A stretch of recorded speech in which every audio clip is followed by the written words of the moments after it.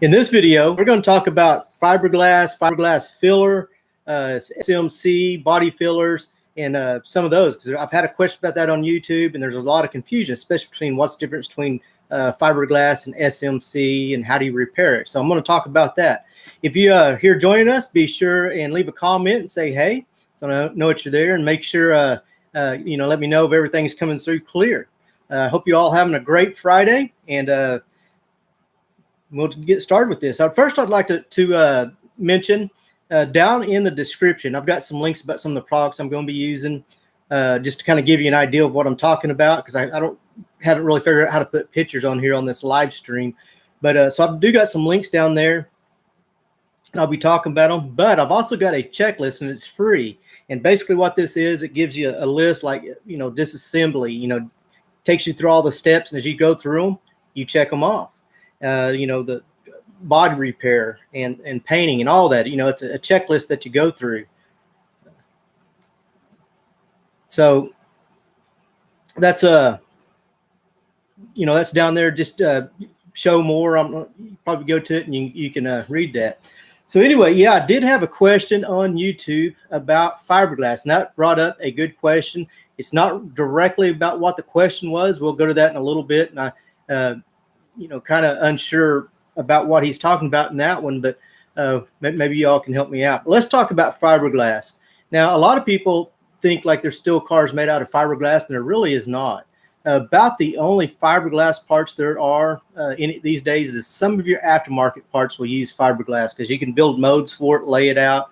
So some of your aftermarket parts, but mostly what is used, and it's similar to fiberglass. It does have fiberglass reinforcement in it, but it's SMC, which is called sheet molded compound. I remember I used to work on a lot of like Mack truck hoods. Those all fiberglass and they'd bust out. But even Mack hoods are now the sheet molded compound. In fact, a lot of people think they used fiberglass on vets for years. But does anybody know whenever they stopped using fiberglass and switched to SMC on a Corvette? I'll just check and see if I get any answers real fast. If not, I won't hold you up.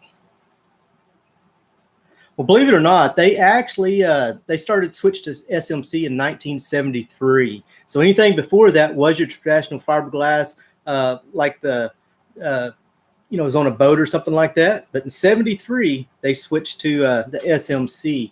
And why do you need to know that? Because you got to repair it a different way. You cannot repair SMC with fiberglass. It just won't hold up. Now you can repair fiberglass with the SMC adhesive. So you can repair fiberglass, or you can repair it with the SMC, but you cannot repair fiberglass with or SMC with fiberglass. When I'm talking about fiberglass, I'm not talking about the filler. We're going to talk about that in just a minute. But I'm talking about when you buy it in the sheets, the cloth sheets, and you lay it out. Like if you watch any of my jet boat videos, that's what I was doing, a lot of fiberglass where you lay it out, you put the resin and it hardens it up. That is your regular traditional fiberglass. And they've got different coarse, how coarse the fiberglass is. Like boats use pretty coarse fiberglass, and then they've got lighter ones as well. But that takes what you call a resin. It'll come in a can, usually a liquid hardener. You put the liquid hardener in the can, and then you spread it over that mat or that cloth, and then it turns it all hard. So that is your traditional fiberglass. And if you use the fiberglass and resin method on SMC, it's just not going to stick. It's going to come off.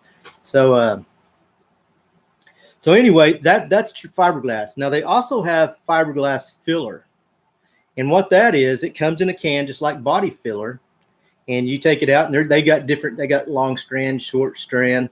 The one I really like, and I've got a link to it down there because it's real fine. I'm not really using it to fill holes, but it comes in a pouch, and you squeeze it out, and you mix it that way, and it lays out real nice, and it's really easy to work with. But if you're like patching a hole or something, you're probably going to want to use the long strand.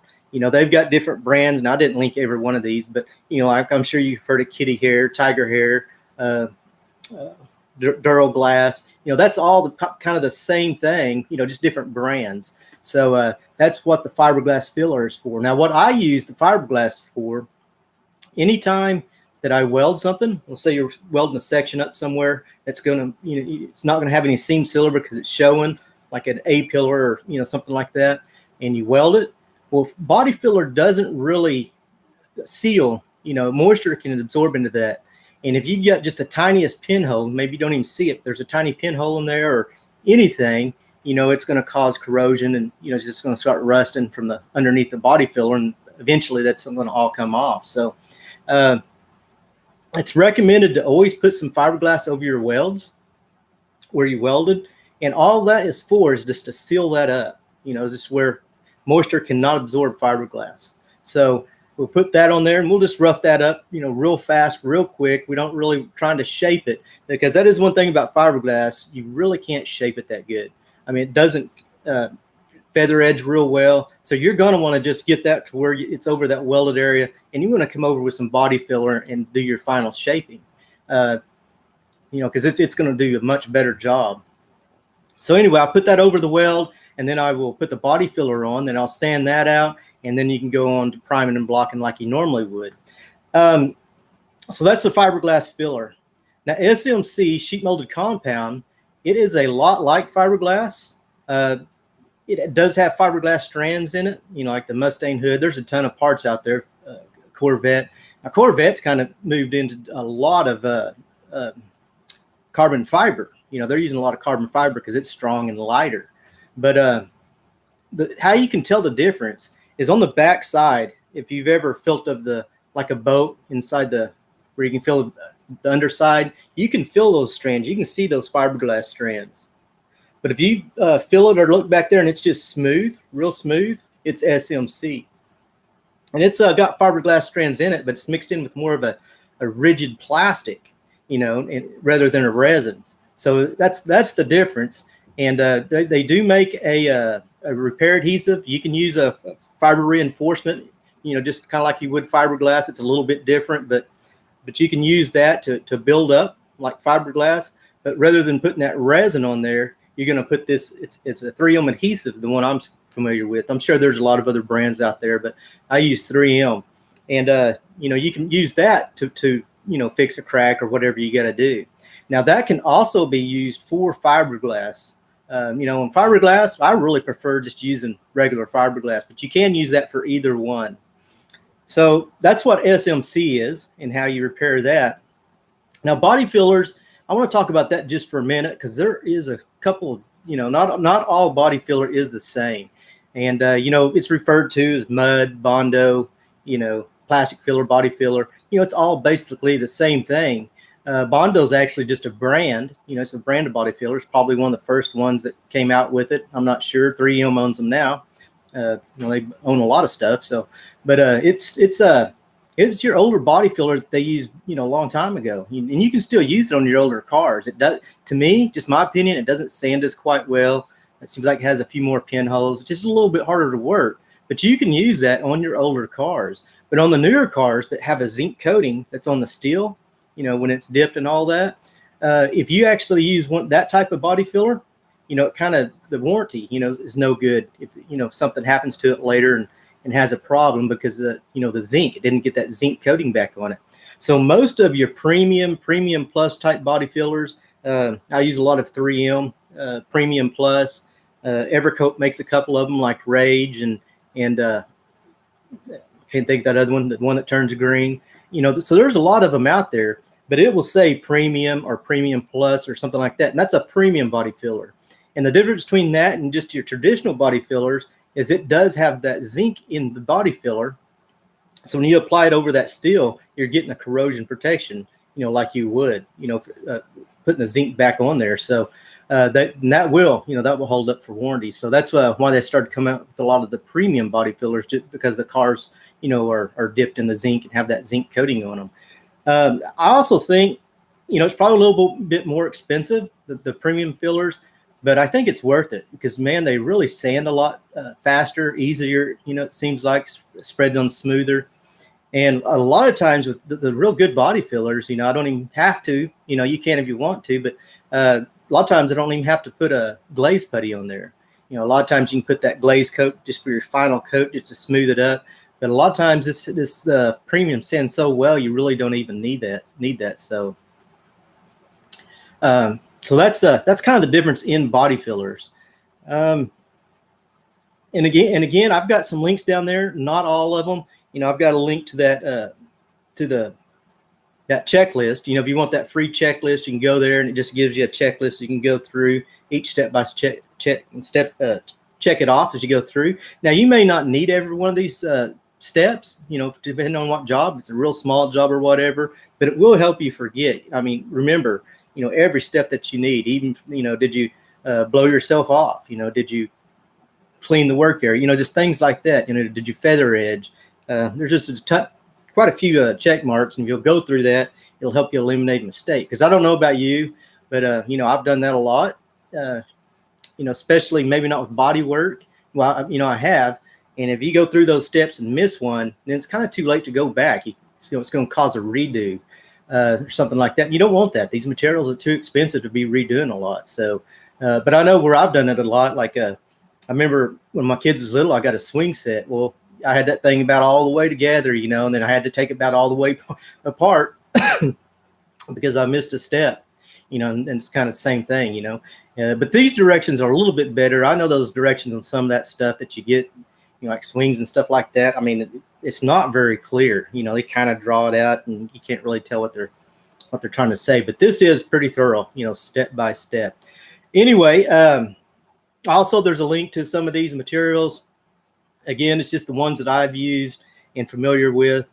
There's tons of good brands out there. I use a lot of 3M, and that's what I'm most familiar with. They're not the cheapest. So anyway, let's go ahead and answer this one question. I've got a couple of questions I'm going to answer, and then I'll come back.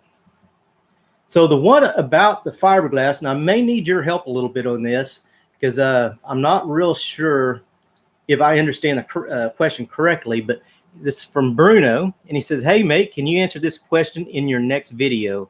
I used some fiberglass filler to fill holes in a panel that had pop rivets from a body molding and a couple of dents on the panel. I proceeded with standard body filler after that, and finally final glaze putty, and of course sanding between applications and using the correct flash times and a bit longer. After spraying the primer servicer, 3M, waited a week, and then I did a final sand 400. I still see shades. Gotta read more here. Fiberglass filler. I still see shades of the fiberglass filler, not other fillers. I used and I extended the fiberglass filler over the area. More so, I know it was the fiberglass filler. I sprayed another 2 coats of primer surfacer, same brand, and sanded it before base coat. After it dried, I took the risk and sprayed base coat. I can still see the fiberglass lines of the filler glass. Really annoying. Is that right? Should I have used a particular surfacer with better properties and a particular fiberglass filler? Thanks, Bruno. It's from Australia. And I've used a lot of fiberglass. Again, like holes and stuff, I'll usually weld up.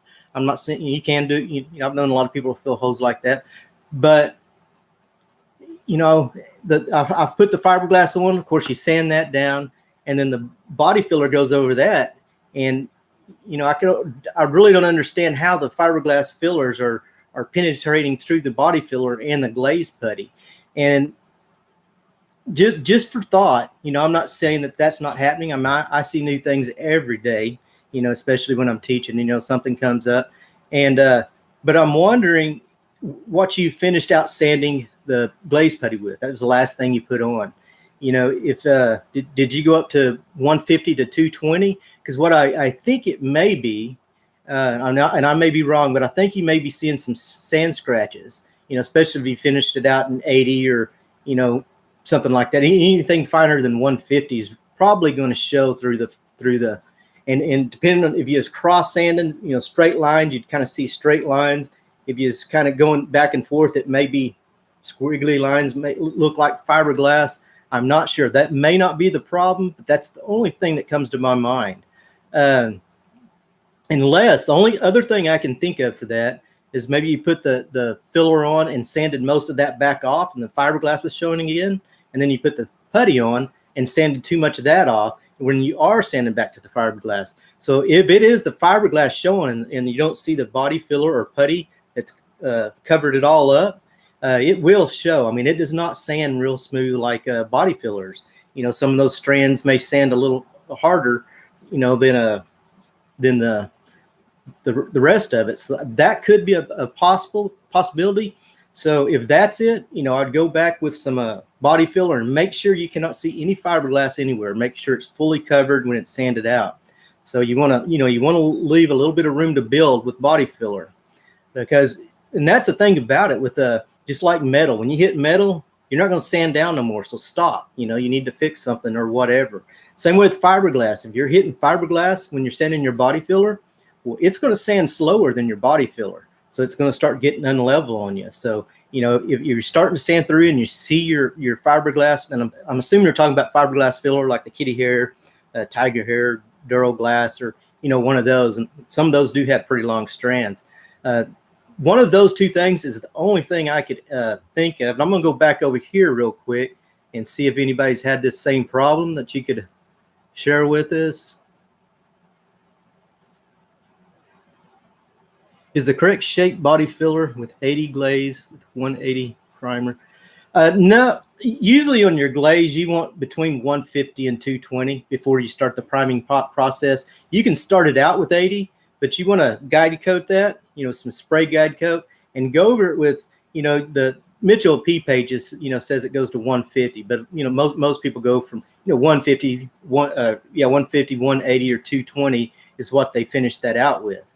You want to wait till it's good and level, where all you have to do is minimize those scratches. But I would finish my body filler, or if you're using putty, I'd finish that out with 150 at least, you know, or finer.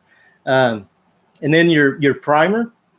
This is from Brian M. Question he has. Your primer, yeah, you can start out. If you think it's kind of rough and you know you're going to have to prime and block again, I'd go with 220. But if I think it's good enough to where I can just guide coat, prime it, blocks out fine, I'll probably start with 320, block it out, and then final sand it with 500 is what I use. You can be anywhere between 400 and 600.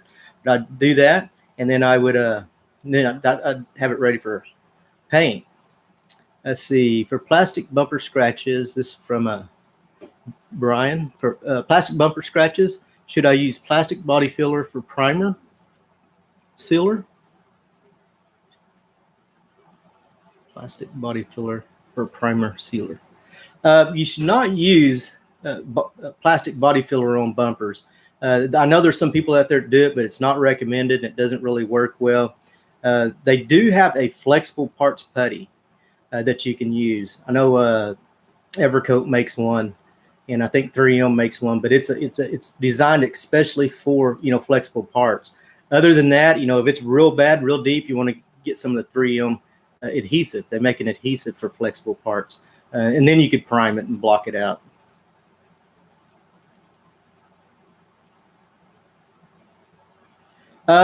Brian asked, do you have a sandpaper guide?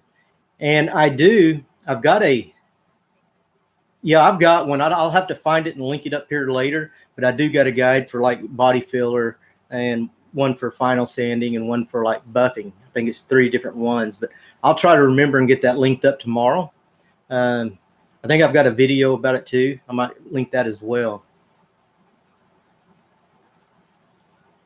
Let's see. Okay, Brian asks about a chip guard. You know, what can you do to replicate that? And there's a lot of tricks to that, but there's a lot of companies that make chip guard. I mean, it's for that. I know 3M and an aerosol can. You know, you can get fine, coarse, or you know, different. You know, depending on what you match it with. Now, this ain't something I'd probably try, you know, as a beginner, but I know a painter, a really good painter, you know, told me what he does is when he's priming, you know, the less air pressure, the bigger the drops get. Well, he'll turn that pressure way down, and it gets to where it's kind of splattery, and he'll actually go over it with that, and you know, he'll kind of shoot it till he gets the right texture, and then he'll shoot his rock guard with that, and then come back and paint over it. So that's just a trick, but they do make chip guard that you can spray on different textures to match.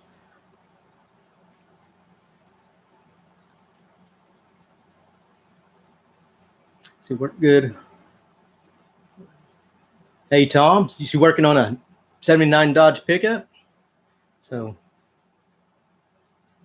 let's see, for plastic bumpers, deep scratches, should you use plastic Bondo or primers? Oh, I already answered that one. Yeah, you should use flexible parts putty. If it's just a little scratch, that's probably what I would use. And you can get that through Evercoat. And I think that's the name of it, flexible parts putty.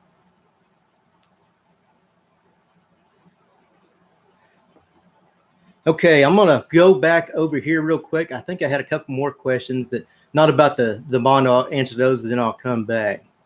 So in this video is where I'm spraying a fender and I have half of it masked off, and it's a pretty big area that I did some repair on. So I'm spraying about half of that fender with epoxy primer, and he may not have seen that part of it was masked off.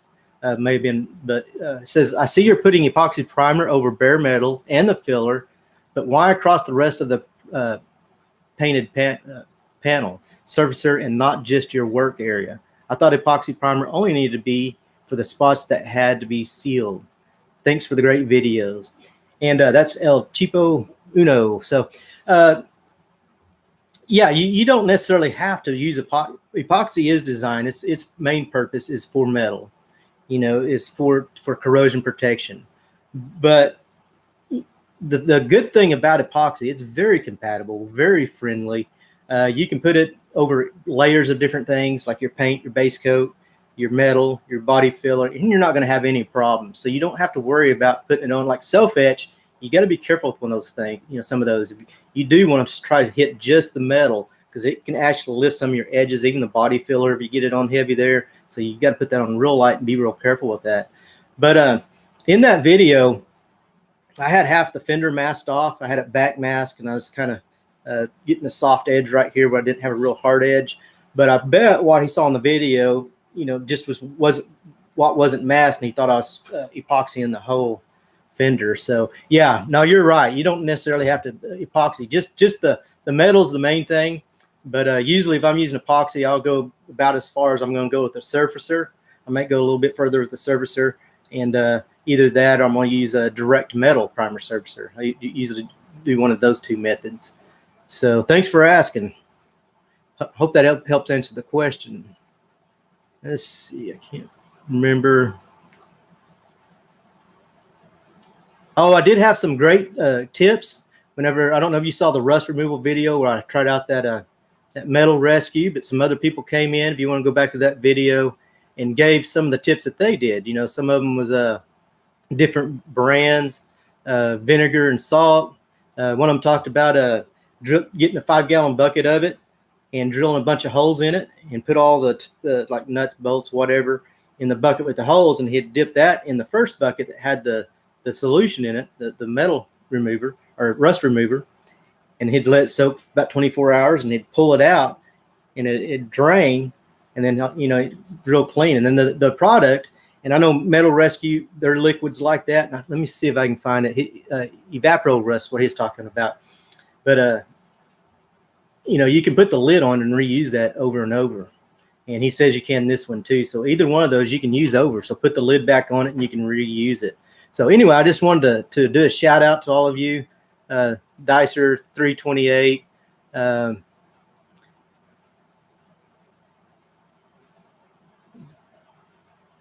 What was the other ones?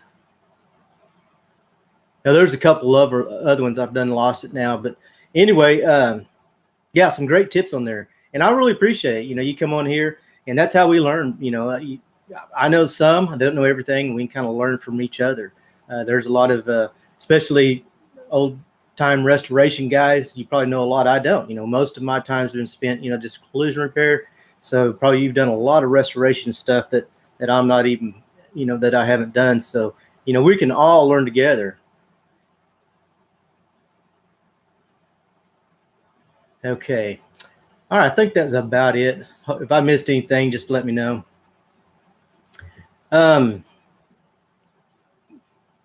Okay, Brian. Yeah, on that sandpaper, it may be tomorrow before I get that on there, but I will put that on there. See, I'm putting body filler over epoxy primer. Do I just rough it up or do I take it down to metal? I'm confused. Okay. That's actually a great question. Epoxy is the only recommended primer that it's recommended to put on top of it. And some manufacturers recommend that, to protect that metal. And you don't want to take it to metal. You just want to rough it up with like some 180 just so the filler will stick to it. And I'm sure, like restoration, this is a great trick, I think. You get it sandblasted. Well, if you just touch that metal, when it's all porous like that, you touch it, it's going to rust a fingerprint there. So you really you want to wear gloves to get that, where you're going to spray it at, blow it off, clean it real good, and go over it with epoxy primer, the whole thing, the whole sandblasted car. That way, when you touch it, it's not going to start rusting on you. So I would epoxy that, and then you can go back and do your body filler. I mean, you may have to take some of the metal because you're going to have to straighten the metal. But if not, you can scuff it up and put the body filler straight on top of that. So no, you do not have to go down to metal. And now that is the only primer that is recommended, by any manufacturer anyway. I mean, I know there are guys that put body filler over just about anything. And I think that it actually was said on the can, though, for one of Evercoat's, their Optima, the one that goes green. I think they said you could. That's the first one I've seen that said that. But generally, textbook answer, do not put that over anything but epoxy or metal. Let's see, where was I at? So that's a good question. I hope that helped answer your question. And again, epoxy is very friendly. I mean, it's like I said, it's even compatible with body filler. So yeah, it's a real, I use a lot of that. And everybody has their own opinions. Some people may hate it. Let's see. Charles says, I have a golf cart with a single stage paint in excellent condition. Can I scuff it up and put high solid without clear over it? Yeah, absolutely. Single stage would be fine on something like that. Single stage is actually a pretty good product. The urethane 2K single stage. Yeah, I have no problems with that, especially your solid colors. You can put those on real wet and you can make them look good and they last a while. There's nothing wrong with single stage. Now, some of your metallics, you spray those on, you've got to spray it even so the metallic goes on even, kind of like a base coat, but you got to get it on wet at the same time. So that may be a little harder, when you're starting out to get the metallic even and get it glossy. So, but you can do it. You can spray that. You can get that in about any color. But yeah, I'd have no problem spraying a car or a golf cart with that. So, Andy says, and thank you for your video. Well, you're welcome, Charles. Thanks for watching. Brandon says, hey, love this videos. I painted my car recently and I got some orange peel and some run. Should I sand and compound or sand imperfections out and put another layer of clear coat? Usually, if it's just orange peel, you can probably sand that out and buff it. The run, sometimes how bad the run is, how severe it is, you might be trying to sand that out and you might burn through, like sand through the clear coat. And then you're going to, I'd go ahead and put another coat. I'd go ahead and sand it all down with 800 and just put another coat of clear. But if it's just orange peel, I'm sure you can sand that out. Just get you a block so it hits on the high parts of that orange peel until it's flat. And it doesn't have to be perfectly flat unless you're wanting it to. But if you're trying to match the car, it already has some orange peel from the factory. And if you just get that completely flat and buff it out, I mean, it'll look good. You can comb your hair in it and stuff, but it's not going to match the original finish. I don't know if you're doing the whole entire car or you're trying to match something, but I'd try that first. And if it doesn't work or you burn through, then plan on clearing it.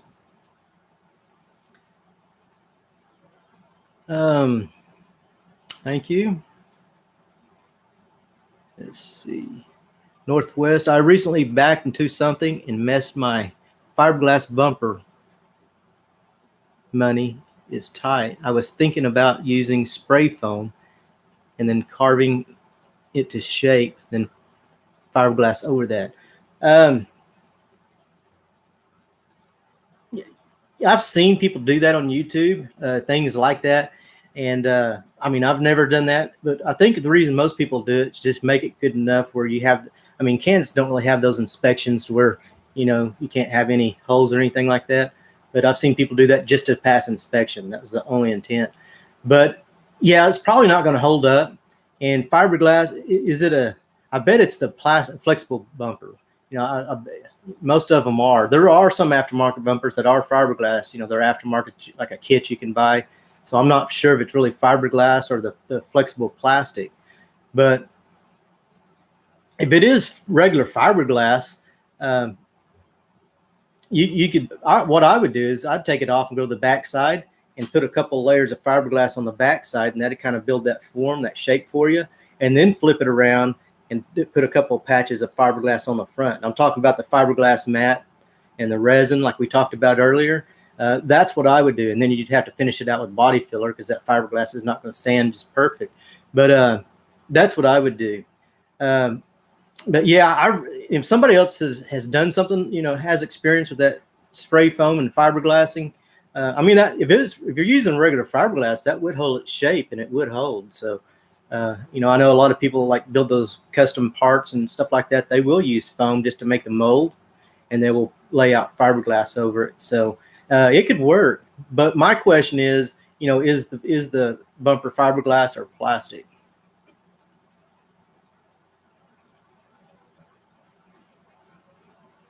Let's see. A friend, Donald says, a friend told me I should wipe the car with acid before I put the epoxy primer. I've never heard of that one, of using acid on there. Then you'd have to worry about neutralizing it and stuff. I wouldn't use acid. You know, I'd probably a wax and grease remover. They make a solvent one. That's probably all you need unless you're using waterborne. But I like to use both because one of them's good for the you know, silicones, and one's good for like fingerprints. But if you just buy go to the paint store and ask for a wax and grease remover, that's what I would use.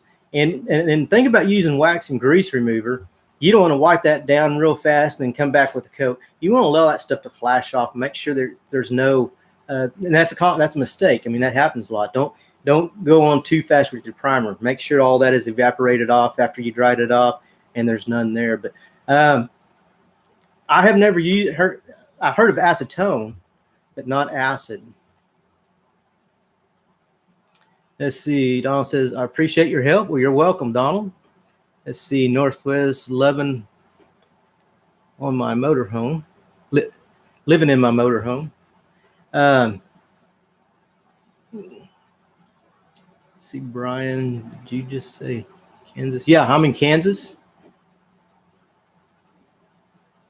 Northwest, thanks for the info. Great class. Thanks, Northwest.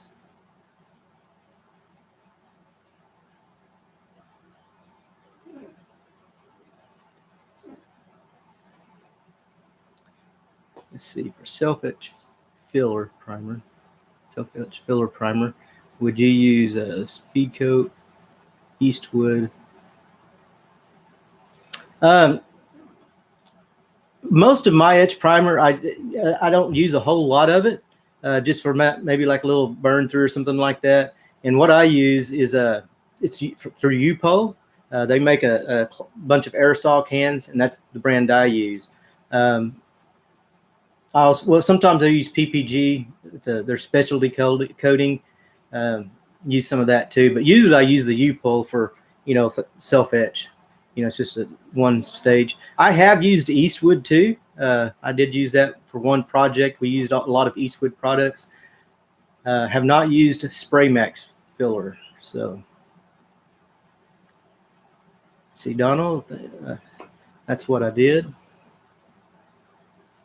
And Brian is from Nebraska. All right. Okay. Well, we had a lot of comments. I hope I helped answer some of these.